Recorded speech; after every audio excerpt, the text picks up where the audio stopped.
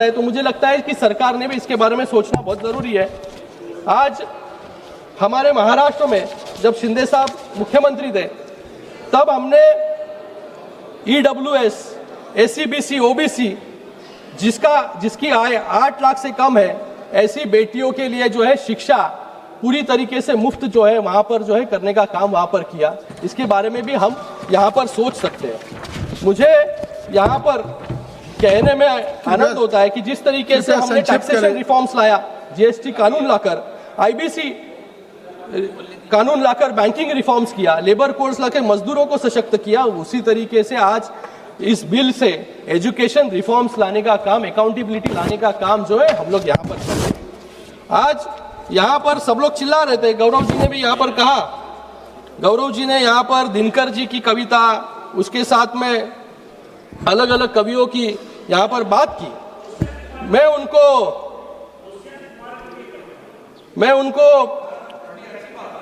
रामधारी सिंह दिनकर जी की 1962 में जब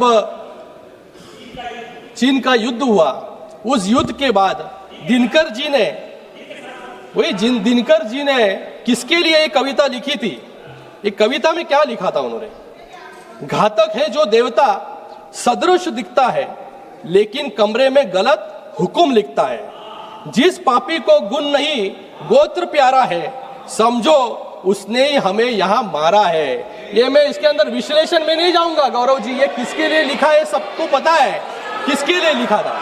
और सुनिए उसी दिनकर जी ने और भी लिखा, सियासन खाली करो कि जनता आती है।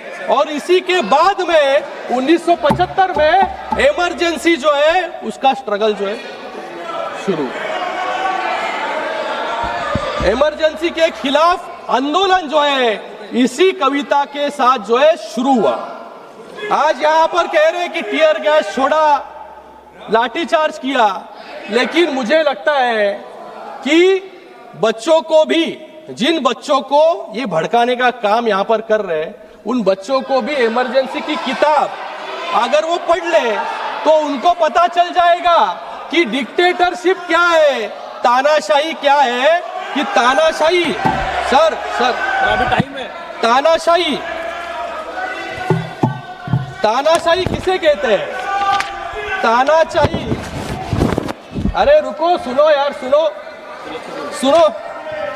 तानाशाही किसे कहते हैं?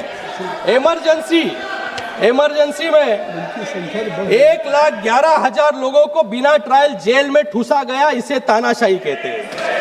अकेले मीसा में 35,000 लोगों को डिटेन किया, जिनमें 13,000 राजनेता थे, इसे तानाशाही कहते हैं। शाह कमीशन ने साफ कहा, इमरजेंसी का मकसद विपक्ष की आवाज कुचलना था, इसे तानाशाही कहते हैं। एमनेस्टी इंटरनेशनल ने के अनुसार कस्टडी में कम से कम 22 लोगों की मौत हुई, इसे तानाशाही कहते हैं। और सुनो, सरकार ने तो बच्चों की बात सुनी, जो आंदोलन कर रहे थे बच्चे, उनको सुना, उनसे बात की। जितेंद्र सिंह यहाँ पर बैठे हैं, नड्डा जी है, वो गए, उनसे बात की, उनको क्या चाहिए उनके बारे में सुना और यहाँ पर रिफॉर्म्स लाने का काम किया। आज बिल यहाँ पर पारित हो रहा है, लेकिन इन्होंने क्या किया? 38वां संशोधन और 39वां संशोधन लाके सुप्रीम कोर्ट की ताकत जो है निकालने का काम जो है, कम करने का काम इन्होंने किया। इसलिए जो है इमरजेंसी के बाद हारना इनको पड़ा। यहाँ पर ये कह रहे हैं कंटिन्यूसली, यहाँ पर गौरव जी कह रहे थे कि हम युवाओं के साथ हैं, हम विद्यार्थी के साथ हैं। अरे विद्यार्थियों को तो पूछो वो आपके साथ है कि नहीं। 37 दिन तक जंतर मंतर नहीं गए, इनको 37 दिन तक जंतर मंतर नहीं गए, क्योंकि इनको डर था कि आप जैसी और एक पार्टी तो तैयार नहीं हो जाएगी। तो जेन